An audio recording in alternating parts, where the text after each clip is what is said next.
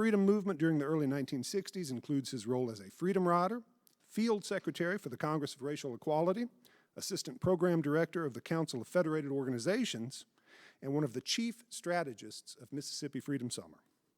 For some 4 decades now, Dennis has worked with the Algebra Project as executive director of its Southern Initiative, and through that organization has continued to affect thousands of students and hundreds of teachers across the country. Help me welcome David J. Dennis Jr. and David J. Dennis Sr.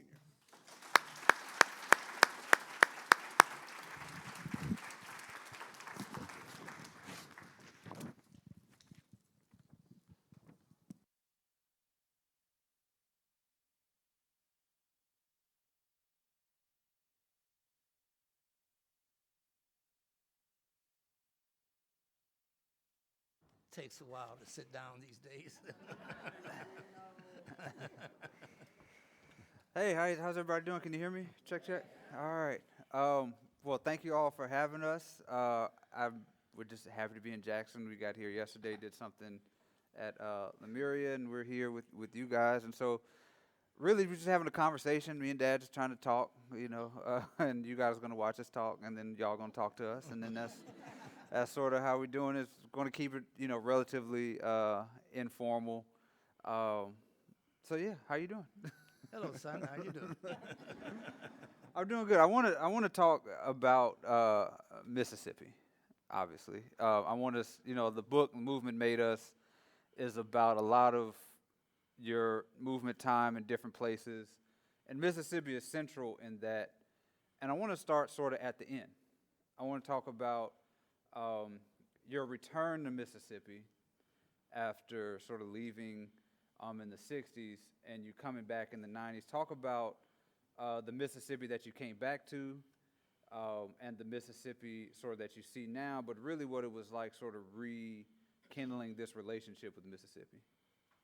Yeah, that was in 1992 when I really got back to, I really started coming back into Mississippi, working with Bob in the Algebra Project in 1991.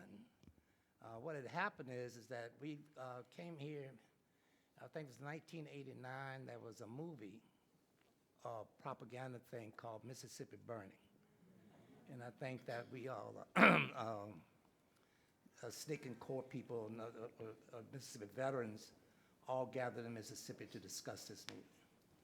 So it was all about was around we can't complain too much. The movie itself is just phony, made up stuff.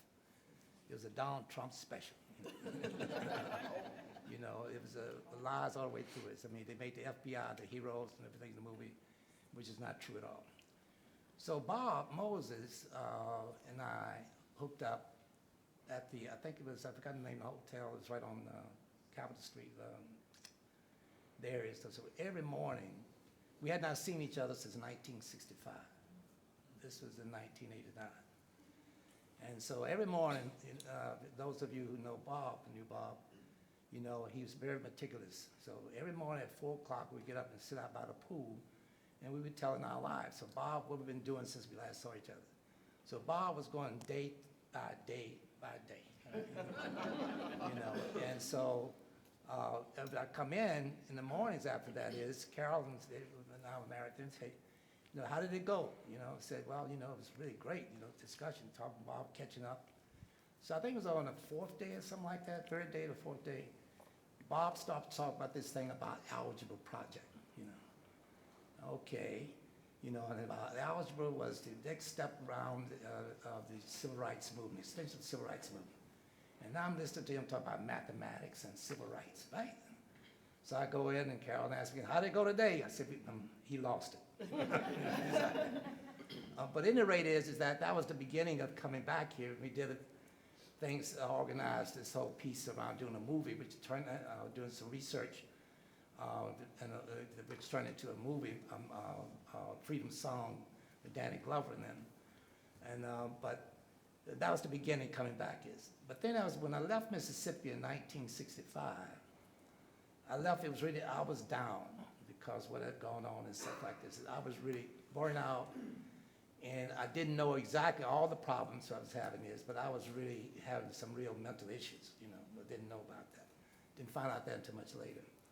But as I made this circle back, coming back into Mississippi was still at the end of this whole piece going on in my head.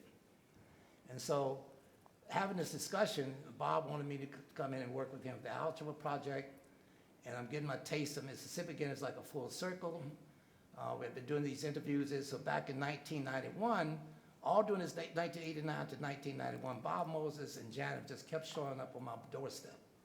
You know, I mean, he was just persistent about this work. And so finally, I came in here and did some work up in the Delta to introduce the project in 1991. And in 1992, you know, I don't know, it was things were hitting me, a lot of things going on in my life. I mean, some good, most of it's bad.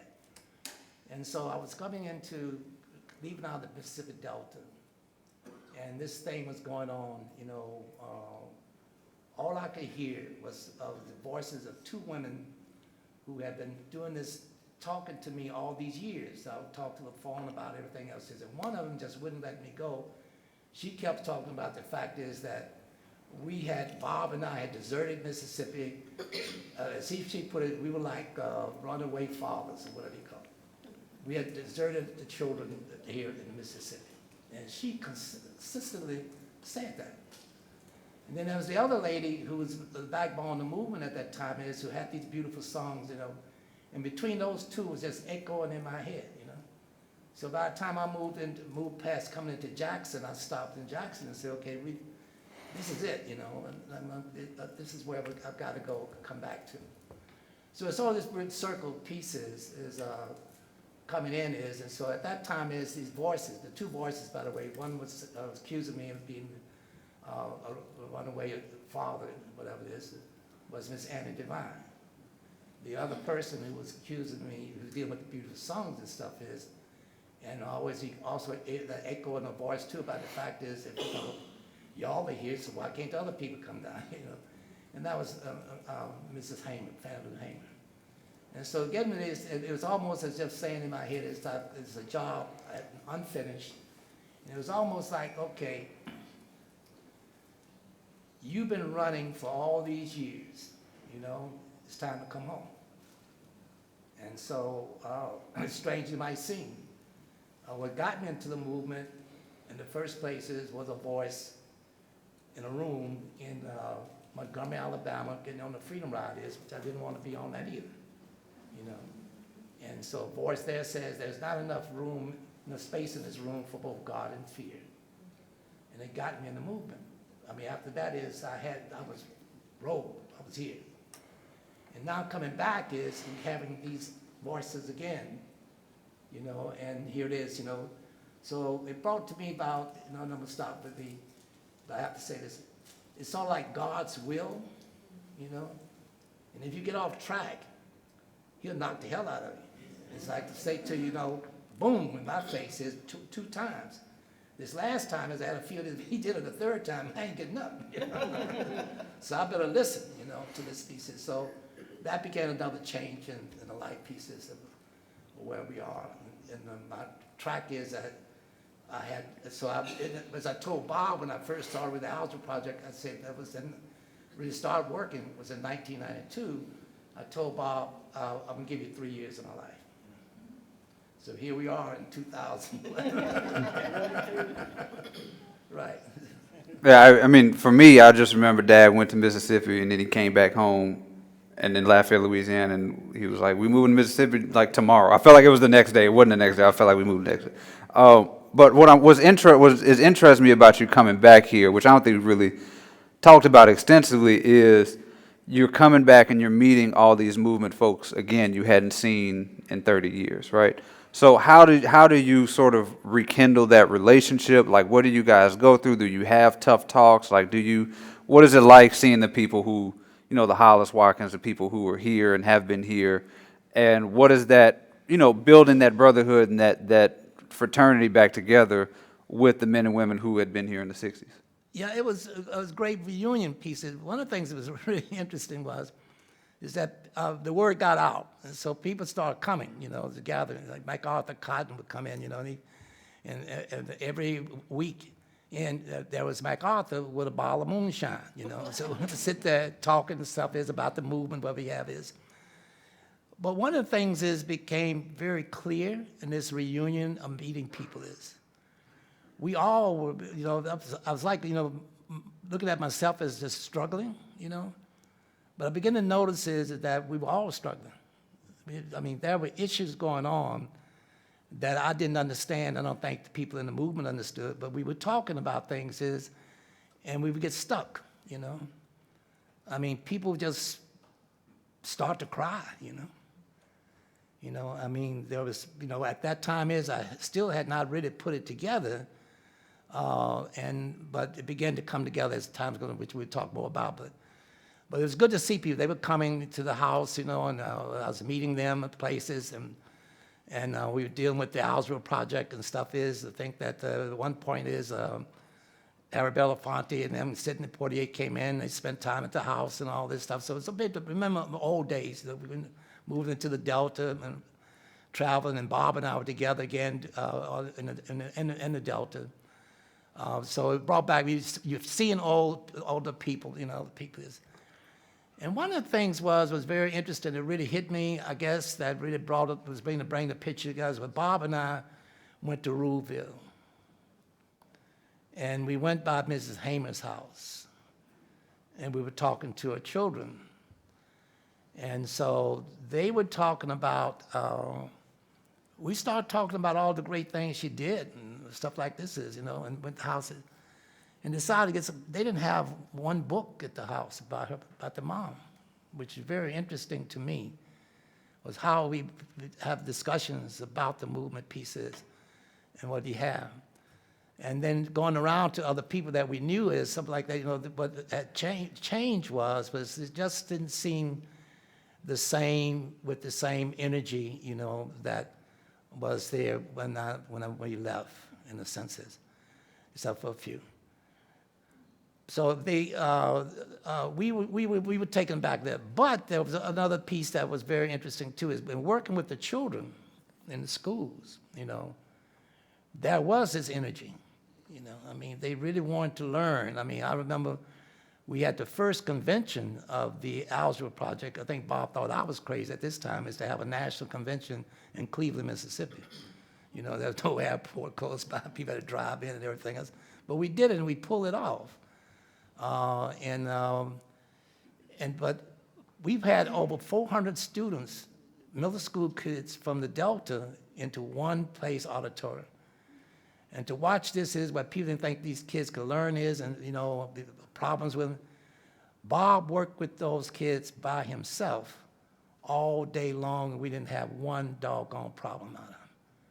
I mean, they did work. I mean, it was just, I mean, it was beautiful. So we had some guests and visitors from the various different HBCUs that we're working with, especially from Mississippi Valley State.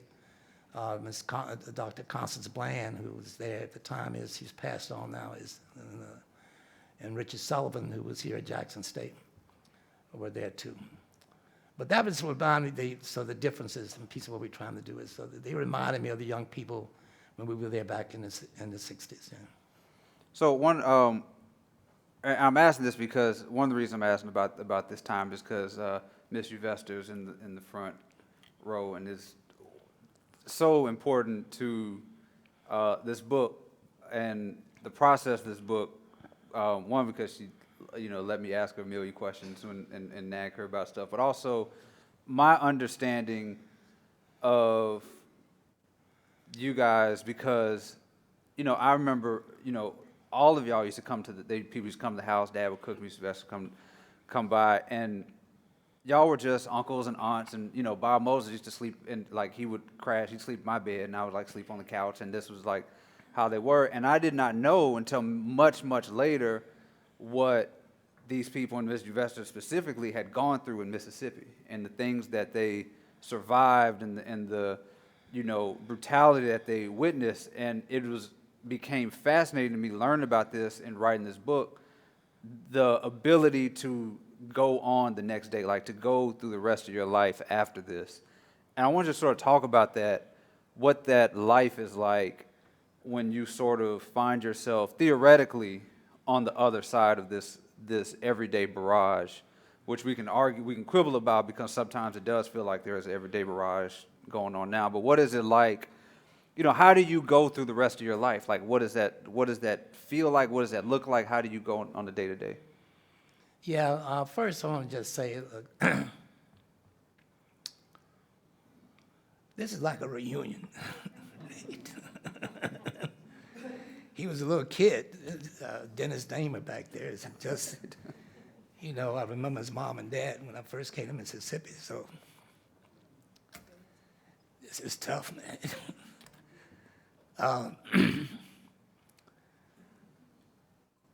Well, during the movement days, stuff, we lost a lot of friends, close to us. And some of them we don't talk about because we don't, as a people as a whole, don't really even remember. They came to rallies, they went home, and you hear something about something happened to somebody, And then there are those who, with Medgar, for instance, I was with Medgar. We were at a meeting rather about the boycott stuff and came out, and he and I were pretty close. Very close. And so he was teasing about I should go to his house. He was that night because Kennedy was making this thing about the 6th Civil Rights Act that became 6th Civil Rights Act. And I just jokingly said, man can get killed riding a car. I ain't going over there, as we always kid around, So I think it was Dory and Annie Moody and my wife then, Maddie, and us went home. And so about an hour later, we got a call, he's gone, And so there were people like that all during the movement days is that, what happened is that all the things are just nonstop, you got investors on the same period of time as that Medgar was killed, as they were jailed in Winona, Mississippi, and being beaten as Mr. Hamer and others, So you got all this stuff unfold within a few days, just all this stuff across Mississippi. The white people had decided that they were going to up the ante. Well, coming out of this thing is in '65, and I really didn't come out of it. I left Mississippi carrying with a load that I didn't understand. And so I didn't learn really get a taste of it. I went to finished Dillard University in 1968. I went to law school, University of Michigan. So one thing at the University of Michigan, they make you go through all the tests in the world, including psychological tests. Or maybe they just saw I was crazy. So there was this doctor there, a psychiatrist. His name is Dr. Walter Sherrington, very famous black psychiatrist. And he began to talk to me about, he said, his diagnosis was, you got a problem. He called this thing post-trauma something, like syndrome. And I'm like, what the hell that is? So he was talking about my problem. So I just stopped going to him, So that's my first time hearing about PTSD, What I learned over the years after that is that I was really fighting it. I had it bad, And so did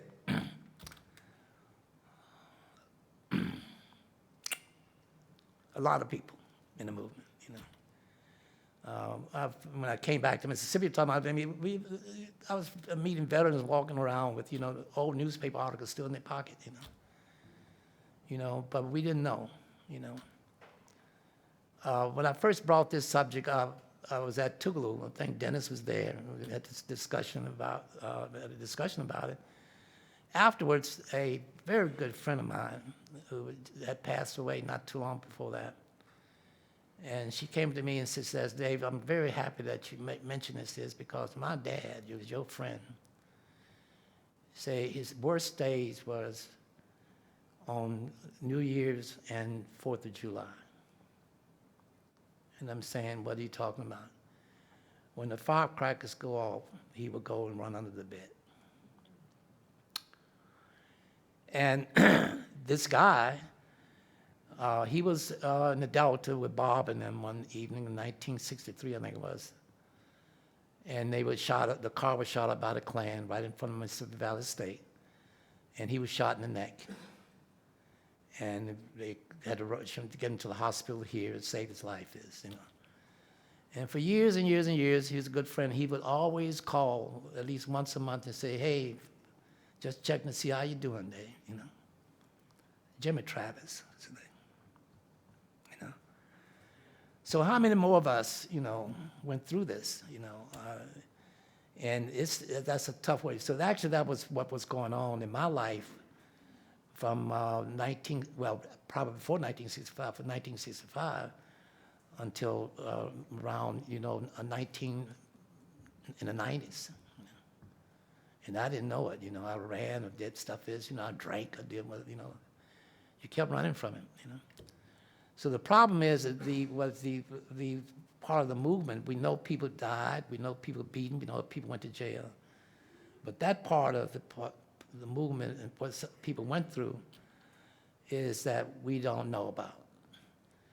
A lot of our people, we have to raise money to bury them. I mean, that's insane. I mean, they were veterans who they didn't give their lives. Their lives were taken for them, put on the front line for a cause that they shouldn't have had to fight for or deal with. You know, and some of them are still suffering. We don't talk about it, you know. So I put it on myself is, once I figured this thing out is, for 9 years I've been talking about this, you know. One last story, then I'm gonna leave it on the field. I just want to tell it because when I went to law school, it was another time when it was exposed, I still didn't understand it totally. I was in the law library right when I first got there. So this young lady who was working there, she came down and said, hey, Dave Dennis? I said, yeah. She said, you don't remember me. She said, I was a volunteer that came down in 1964. And I said, okay, hi, I found out it. And she went and talked about it. And the second day she was there, she was working at the library. And so she comes, she wanted to talk again. And she told me the story about, there was a group of young volunteers who were caught in Yazoo City. And the police played Russian roulette with them all night, but they didn't, nobody knows whether or not they had a bullet in the gun or not, but just kept spinning. You know, they didn't know, you know, click, click, click. So when we got them out of jail, they were basket cases. We had to send them home. You know, there was no good there. But she was one of those people. So I didn't understand what happened is that she disappeared. After 3 days, she wasn't there anymore. So a few days later, this lady came to see me, and she was dressed in white, with a nurse's uniform. Dave Dennis, yes, I still need to talk to you. Did you know, I've forgotten the place, I think it's McLaughlin or something, I've forgotten the name now. And being flippant at that time is, you know, she asked me, you know, did you talk about, I said, what business is yours, you know? None of your business, you know? And so they said, wait, whoa, let me explain. So she explained to me. And then I understood what happened is that conversation, she had been at a mental institution all this time. And that conversation flipped her, you know. So she was out on trial, you know, they do this trial thing, whatever they do, you know, let people out and stuff. She worked at the library under supervision. But whatever that is, flipped it back. So I don't know whatever happened to her. But that's what people, you know, we had people, you know, orphaned as a result of being in the movement. I mean, the tragedy, what we don't know about is that piece. And so the other part of it that comes out that causes problems with me, I still have sleepless nights, the fact is my wondering what happened to the people who stood up, who had to go back into the backwoods and live, who housed 1,000 people, who housed 1,000 students, who when those students left is what happened to them? What happened to the people who said one day they're gonna go down and try to register to vote? You know, and the Billy Nobles and those are watching them is, and when they left, went back home, what happened to them? You know? We have no idea. But you don't stop dreaming about it or seeing faces, you know, the last time. So I just want to bring, because the movement is part of the tragedy of what happened never ended. So what David does with this book, get back to the book, is to bring all this to life on his own ways, you know. I mean, the 18, 17-year-old investor. I mean, he brings her life into the movement kind of stuff, and other people involved at that time is. So it's not about me. It's, when they say about a freedom ride, it doesn't say freedom rider, because we still on that ride. And when you talk about the movement made us, I love SNCC, I love CORE, everything else, and the people came down. But we didn't make this movement. It was here when we got here. It was in Louisiana when we got here. And the people, the Steptoes, the Hams and Moores and stuff like that, they've been working. Medgar Evers was out here in the 50s, We came along in the 60s. We can't claim this movement. We're part of the movement, The movement made us, was what he's trying to say here. But he brings it to life, and you can feel it, They got it. So I'm gonna shut up. Well, well, you're talking about this PTSD, and I've been, as you know, I've been workshopping my theory. Can I do can I workshop my theory here? Yeah. All right. I'm workshopping my theory with y'all. Y'all gonna bear with me here? All right. Would you describe what y'all went through in Mississippi, and we talk about it in the book, as a war? Can you sort of discuss a little bit about what you mean when you sort of describe it like that, and how we describe it as a war in Mississippi? For the past few years, I've had to live with this kind of questioning. So if you thought I might have had PTSD, I got it now. But yeah. Every copy of the book y'all buy just washes it away. It makes it better. It makes it all feel worth it. So. Yeah. We used to live together in these little places called freedom houses, all the places. I don't know why. It made me understand that the Klansmen are really not that smart, because they could have wiped us out in one batch. They tried a few times, but I don't see how they missed us that much, But it was, as I was saying before, things were happening. I mean, there were people out there to actually want to kill you, I mean, and they weren't playing, okay, and in a lot of cases, they were successful, and I think they were probably more successful than the history books show, So it's everyday things. When you woke up in the morning, you didn't know, what's going to happen. And the crazy thing about it was what was going on in our heads, because we were young. I mean, when I came to Mississippi in 1962, I was actually 21 years old, And when I left here, I was 24. Had gone through all this stuff So what I mean by a war is that that's what you do. We just didn't carry guns, I mean, although we were lucky enough to have some friends who did, detectives, to be honest with you, I'd not been in a house in Mississippi around that I didn't see some kind of a weapon. It was for hunting or whatever. In Louisiana, before I even came to Mississippi, it was well organized with a group called the Deacons for Defense. They were real, They weren't aggressive, but they protected their neighborhood and their community. A lot of people, they claim they could not get into the movement because they just didn't feel like they could deal with this nonviolent stuff, But at the same time, it was a war in the sense there's life and death every day, And so personally is that some of us had this responsibility to make decisions about people doing things, and they didn't come back. I mean, you had to live with that And when I knew that was having a problem with me, but I didn't put it all together what it was all about is that one time we had the COFO office, which is also part of insanity. It was located on the corner of Rose and Lynch Street. I mean, although the names were something else, next to a graveyard. That's where we're located. So the traumas, they're just going in and out. That was, I mean, some news people thought we did this intentionally. We didn't. That was a bill and that was available. We never thought about it. Here we are.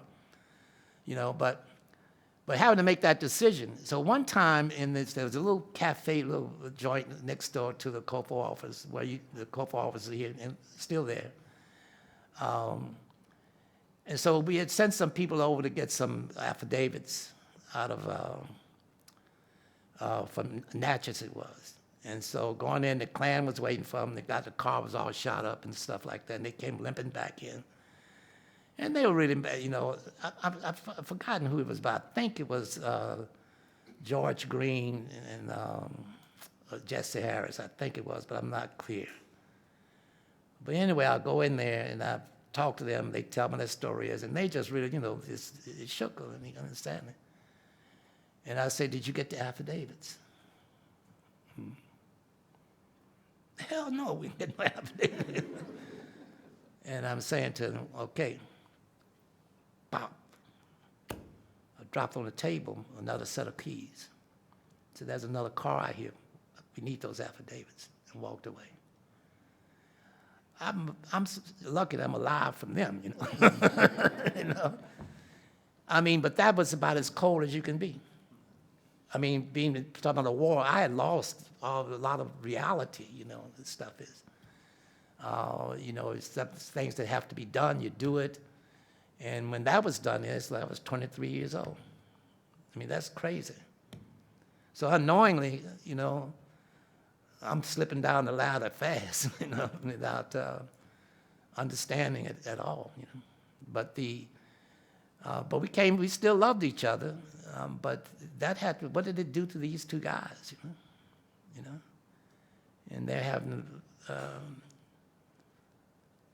to live through that, you know. But anyway. Okay, so theory time, right? So here's the theory. This is a war, right? In Mississippi. I think we can agree that this was some sort of war in Mississippi, right? And these were young men and women in America who were fighting to create democracy in a country that was not, you know, allowing democracy to happen, right? Which is, from what I've heard, has been a justification for wars in Vietnam, you know, Afghanistan, different places. We preserve democracy. That's what you do. That's what you do to fight for your country, right? And I also know that people who do this receive VA benefits, right? So my question is, why don't the veterans of the Civil Rights Movement who created democracy in America, right, who underwent assassinations, beatings, espionage, bombings, PTSD, death, you know, destroyed families, who won, right, against a mega power in this world, right, and saved the world by creating democracy in this place. If you were on a voter registration ballot, or, you know, a voter registration form 1964, how come you were not getting VA benefits? Right? You know, they have raised, and Dad can name names, they have raised money to bury veterans of the Civil Rights Movement. There are veterans of the Civil Rights Movement who are in poverty right now, right, who are not getting health care they deserve, who are suffering from injuries sustained in the 60s while creating democracy in America. Why are they not getting VA benefits? So we got some folks in here who are way smarter than I am. I'm not a community organizer. Dad's a community organizer. I can write. I can't organize nothing. There's more than 4 people in the room. I get frustrated and ignored. But somebody should be able to put something together so we can figure out how to get these people some benefits. That's what I hope. That's one thing I hope we can get out of this session. I also hope, I'm going to say this other thing that I've been throwing around in Mississippi also, is we need to change the name of that damn reservoir. Because one thing that I learned while I was doing this book is, I don't know about you guys who go and hang out at the reservoir. We called it the reservoir, right? And my dad and I used to hang out at the reservoir, go eat at Cock of the Walk. I learned how to drive on the reservoir at the little parking lot right out there, and called it the reservoir. What I did not know is that place was named after not a slave owner, but somebody who terrorized my own father and people who are alive. And so again, we got some community organizing folks in here. I can't do that, but my hope is that we can figure out how to change the damn name of that reservoir. I don't have a question. What do you think? What do you think about that? Y'all protect my son. Yeah, I think that these symbolic representations that, you know, hidden there is, I mean, we've got to figure out how to, you know, combat it, to deal with it. you know, because what has been is systematically done in this country is to take away our symbolic representation of history. You know, in 1964, Civil Rights Act was passed. The segregationists pledged the fact is and said this would never happen again. And they made darn sure that it didn't. You know, the strength of us has to do with family. That was one thing about the movement. We were a family, you know. But it was sort of modeled after, you know, the extended family structure of the black community.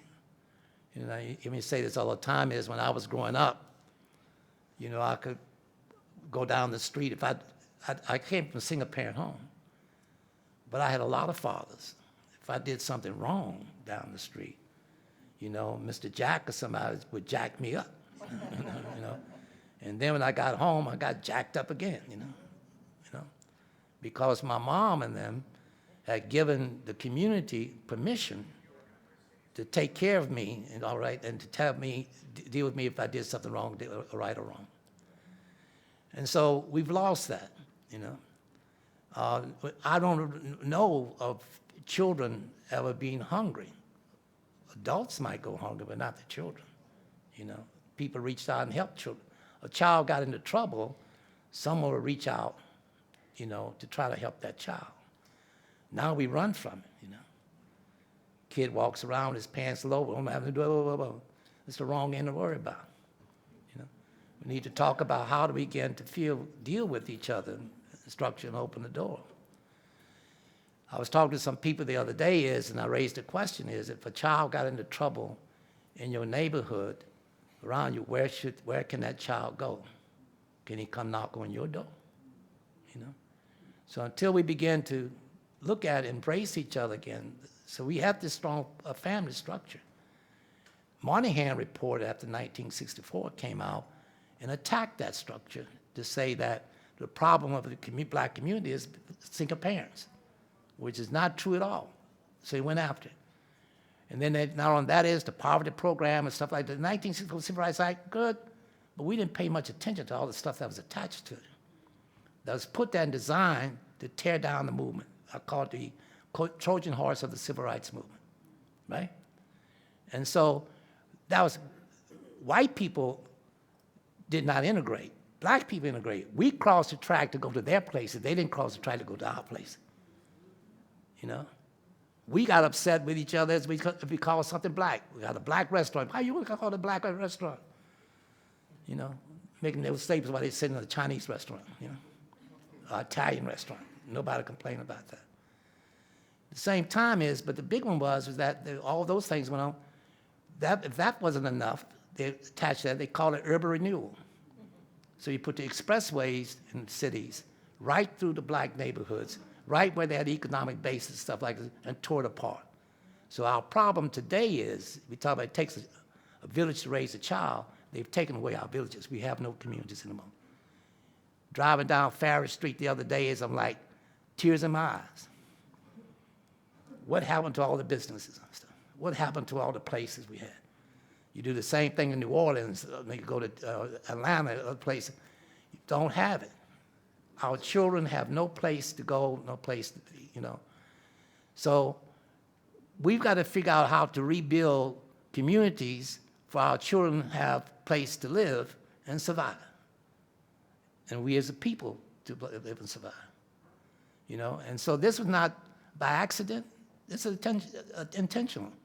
Make America Great Again has been on the move for a long time, you know. Donald Trump came out and said, we now have permission to say it out loud. You know? So, and it's frightening because the fact is that he's still getting 40% support or more. Can you imagine that? You know? So, and he's a symbolic representation of what's really out there. You know? So in a sense, what I'm trying to say is that we have these, what the book does to a large extent is sort of embraces this question about what the movement made is the people as a whole, you know. There's no one person. You can't, There'll never be another Martin Luther King. There'll never be another Bob Moses. They're gone. We love them, but they're gone. You know? So how do we create or leave the door so other people can emerge? So, buy the book. He talks about this. We're going to open up for the question segment. I want this last question just real quick. If you can talk about, this book was tough to put together. It was very tough. I was on you. I asked you a bunch of tough questions, and thank you for, answering them and letting me finish this thing. And I think at the end of it, we came to a better place, and it was a good experience for us overall. Can you talk about the therapeutic nature and sort of healing quality of this book from your perspective? And then we'll get questions from everybody. Yeah, to me I learned, and this might sound strange, I think that what happened with me here is I learned how to be a father from my son, and wish that I could have been much of a father to him as he is to his children. And his embracing me and through this period of time, which is tough, because what I've had to do is relive stuff I had buried so deep, and it's really just deep inside.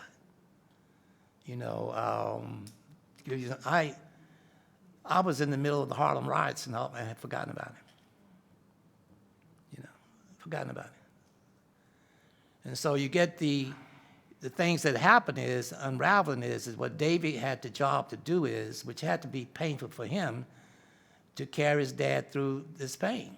But I needed that because there was no other therapy. That's why he's the only one who could have done this book. Nobody else could have done this book. And to be honest with you, what we're looking at is only the first of what this book takes up to 1965, and it stops. All right? Because the next years in there, from 65 through 92, that's a whole different Dave, a whole different thing, a piece of a story, but a different part of it. And then it unravels again is the 1992 to the present time is a whole nother bit involved. So it does this. So what you're getting here is the introduction to a long trip. And then this trip is, looking out here, I'm seeing a lot of people that I know. We've, Cynthia, Al, and stuff there's stores around all of them, Dennis. I bet, I had some fried chicken at his house. He was a little kid, but that's my ex-father-in-law worked closely with his daddy. His name was D.K. Bivens out of Hattiesburg, Mississippi. So when I say this like a reunion, it is. I'm looking at these familiar faces, Barbara and others people, keep naming people. And I love you, but we've been on this journey, this long journey. But really and truly we're in another phase of this journey, and we're going to have to buckle down. We're going to have to be able to rebuild our community stuff. Like we can't just walk around and watch our children die. What's going on here? And people say, well, I'm tired. Well, hell, you're tired. I'm tired too. Everybody's tired. But just think about how they're feeling. They're growing old in their 20s now. You ask them about what your future is. Well, when I get to be 25, when I get to be 30, what about when you can be 40? What are you talking about, boy? You're not going to grow that old. Turn away. Questions? Anybody got questions? No, nobody in particular. Dr. Lumumba, I hope you got your notebook up. Hey, how you all doing? I'm trying not to spoil the book for those that haven't read it yet. But one thing that I got from it that I just hold on to real deeply is the humanity that is expressed in the book, whereas any information I've gotten from the movement before, everybody is canonized, if you will. But that's not the case in this book. I see the humanity, not only in Big Dave, but in everybody else in the book.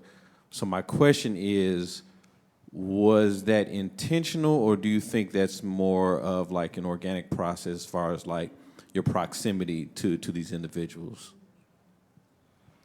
Well, I could say that. I mean, these stories are told in the book as they were told to me, you know, and these were people, these were just people to me before I knew a lot of the movement stories. So I knew, you know, Don Hubbard is just a wisecracking, funny dude, you know, and Jerome is just, you know, Jerome. You know, like these people are just who they are. But I think I wanted that you know, realness to it. And I think you touch on wise because so often, you know, we look at, you know, the Kings and the Evers and things like that, and just there is an there's a reason that they only teach us by certain people, right? And they teach us by certain people to say, yes, these people did remarkable things, but remember, we will kill you for it, right? And it is terrifying for us. So when you have George Floyd, things like that, you think, man, I can't do what they did. Like, those are larger than life people, right? And so my hope is that this book helps you realize that these were regular folks who just were trying to do something, right? And they were flawed, and they were kids, and they were trying to go on dates and trying to, you know, start families and do things, and they just did something, and then eventually that something went to something else, right? And so, like, all this stuff that's happening makes the problems feel too big. But if you just do something, then you'll find their place. And if everybody does something, then that's how you create a movement. And that movement is you know, formed by flawed people, imperfect people who are just trying, you know, I think that's why we're trying to make them as fully dimensional folks as possible. If anybody has a question, raise your hand. I'll bring you in, Mike.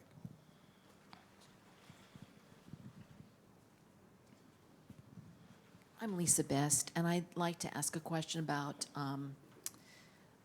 what you see today. And I'd like to put forth Buffalo and the replacement theory and the movement that you see, the violence today compared to the violence that you experienced. And why has it taken on a different form? And is it more of it?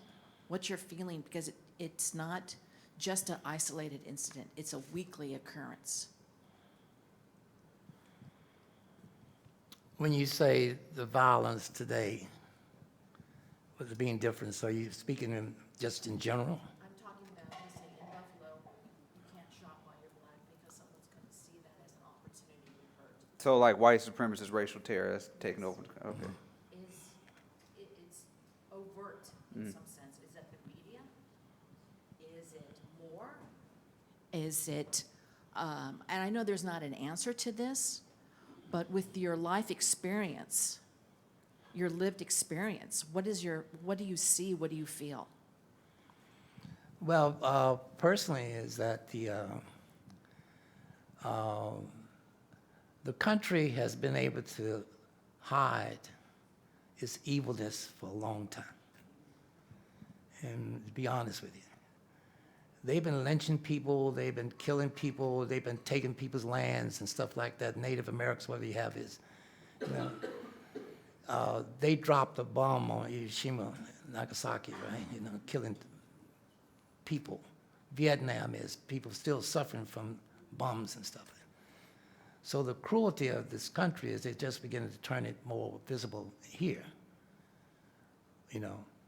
So their pictures now is, if you think about it, visible, is that whereby there are crowds of white people with their children on their shoulders to come and see lynchings. It's like a party, right, you know?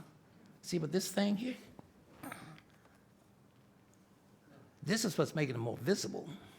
We now can see it. Floyd was killed that we watched on TV, all right, as a man life was snuffed out of him. We saw it. Now, that's not the first time that's been done, but it's the first time we're able to see it that way and witness it. Millions of people to see it, you know.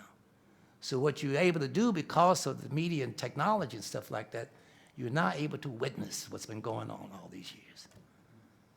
You know, it's not unusual for a black man to be stopped on the side of the road and beaten or killed, and somebody says he pulled a gun, you know. The equipment is, one time on a case I had in the practice of law, is subpoenaed the equipment that police officers are issued out to get, and they gave me the wrong document. Then we tell you what it has on that document. He gets a gun, he gets a nightstick, his handcuffs, blah, blah, you know. And he gets a bag of weed and another gun, unidentified weapon, with the things off of it. He carried that in his car.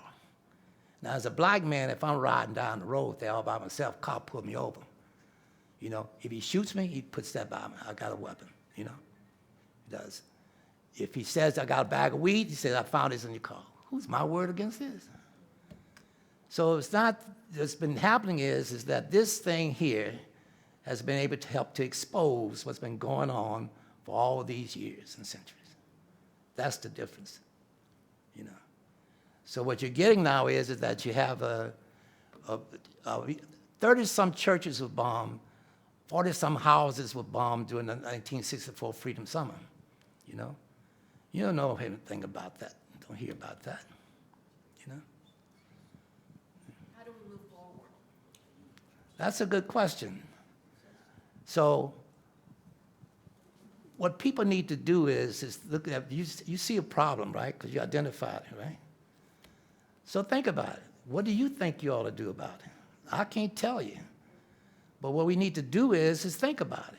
The question is first, what can I do? And how can I find other people to do it? But this is a question that's got to be inside of you because you don't know how this movement thing hits you. My first civil rights meeting I ever went to was because of the fact I was trying to get a date, okay? I'll be honest with you. I was chasing, all right? You know, all right? So it wasn't had to do with my belief in, you know, civil rights and stuff like that. So you don't know where it's going to hit you at. You know, so that's what you need to figure out. What I tell them, and don't get me wrong about this, especially what I tell white people, you know. You need to go into your communities and your churches and do some talking to them. We don't need to be talked to, you know. So do your work in your communities and make change. It's going to be tough, all right, because you're going to get some of the stuff we've been getting, all right? But you need to go and work with your people because they're the ones doing a lot of this stuff. You know, and no intent for anything wrong when I'm going to say this. That this government is run by old white men, all right? So we need to do something about these old white men, you know? Maybe get some young white men, I don't know, but you need to, you need to do something about changing what's going on is and who's in charge, who's making all these rules and stuff like this is. That's what we need to come focus on. Hi, great conversation, by the way.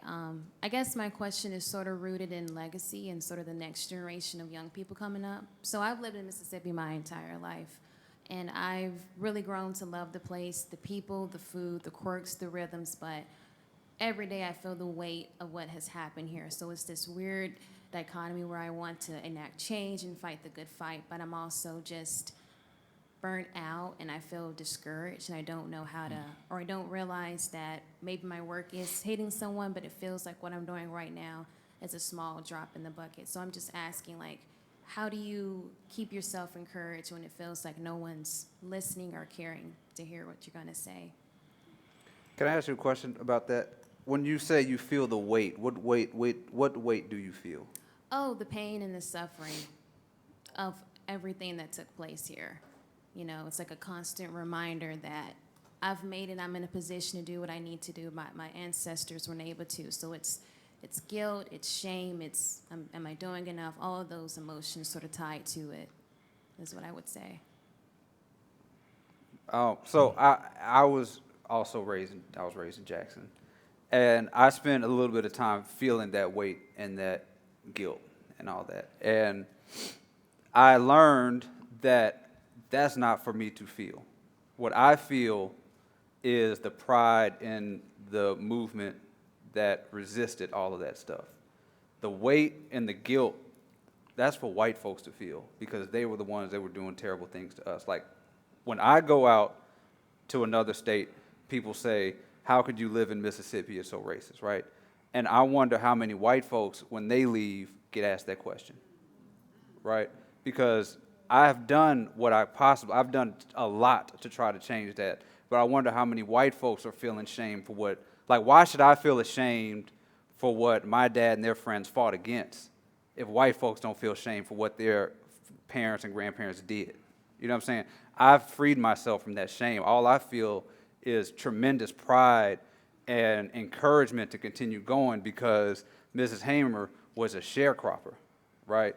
And, Amzie Moore and all these folks were out here with, they were given nothing and they won, right? And we as black folks are often made to feel a burden that's not ours. The burden of racism and white supremacy in Mississippi is for white folks to hold. And if they want to change it, they need to figure out what to do with that weight. But I am not holding it, So I hope that's a little something, because if you're continuing this work, you were doing tremendously, and there are a lot of folks who paved the way for you to do that. And I hope that what you feel is joy and pride and hope for the way that you're changing it, and you release yourself and let them white folks feel that.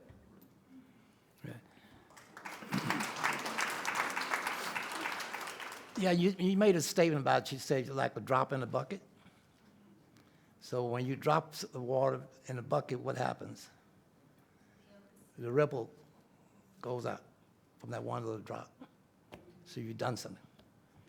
So the point is, what David's saying, I say that, just do something. Right now, we just need to do something, and people will come.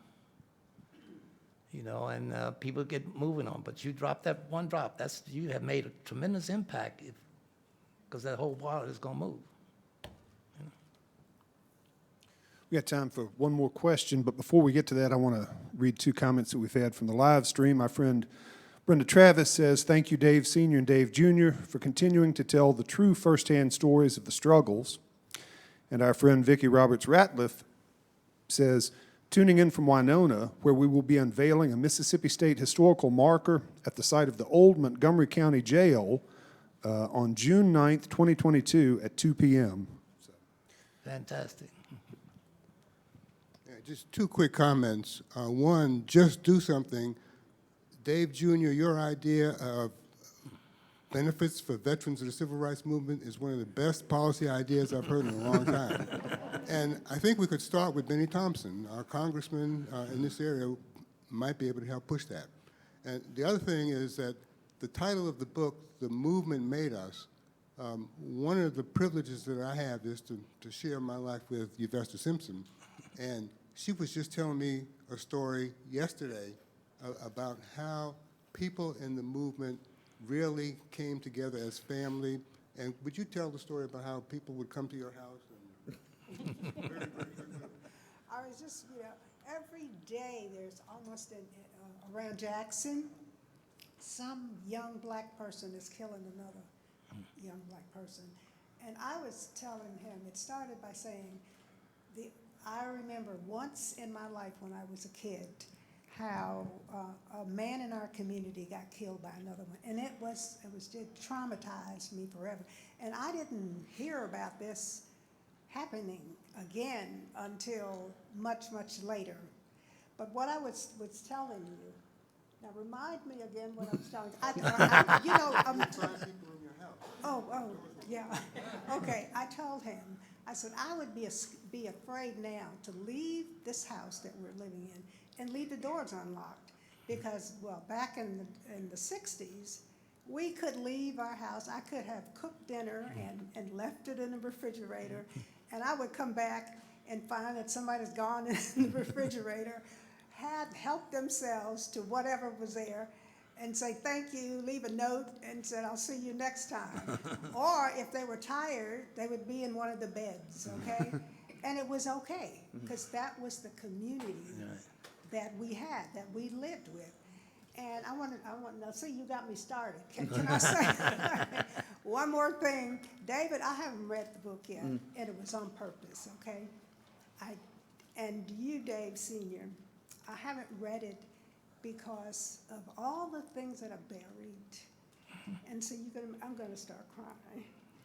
And I knew that it was gonna bring back so much. And for years, I didn't even talk about the Winona incident. I mean, nobody could pull me anywhere to make me talk about it. So I just didn't do it because I didn't want to start remembering.